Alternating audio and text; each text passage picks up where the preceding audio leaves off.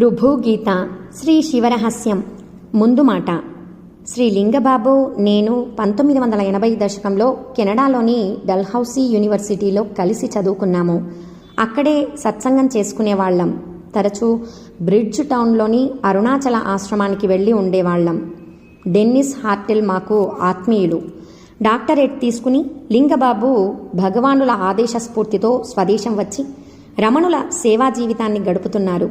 భగవద్గీత, రుభుగీత మరియు భగవాన్ రచనలను అధ్యయనం చేయిస్తారు.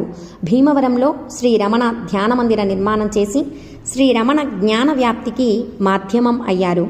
2003 దేవీ నవరాత్రులలో నాకు, నా శ్రీమతి విజయకు శ్రీ రమణాశ్రమంలో ఉండే భాగ్యం కలిగింది.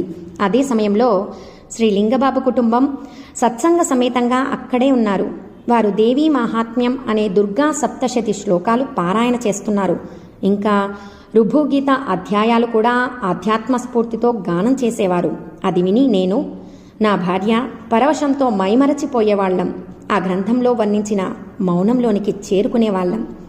ఓనాడు గిరి ప్రదక్షిణలో లింగబాబుని కోరాను, రుభుగీతలోని 3వ అధ్యాయం రికార్డ్ చేసివ్వడం వీలవుతుందా అని. ఆయన సమ్మతించారు. అది మా పైన ప్రకాశిస్తున్న అరుణగిరి కరుణ అనుకున్నాను. నేను కెనడా తిరిగి వచ్చాక తెలిసింది. మా ప్రమేయం లేకుండానే శ్రీ రమణాశ్రమం వారు రుభుగీత మొత్తం 50 అధ్యాయాలను రికార్డ్ చేయమని లింగబాబుని కోరారట. కొన్ని నెలలలోనే ఆ సీడీలు వచ్చాయి. ఈ రమణానుగ్రహానికి ఏ విధంగా ధన్యవాదాలు చెప్పగలం? అరుణాచల రమణులకు అంకితమైన లింగబాబు గారు గానం చేసిన శివవచనాల ఈ రుభుగీత యొక్క శ్రవణం సత్సంగ భాగ్యమే. ఫలితం స్వరూపనిష్ట. ఈ గ్రంథాన్ని చదువుదాం, విందాం, నిశ్చలతను, మౌనాన్ని చెందుదాం, అనుగ్రహంలో కరిగిపోదాము.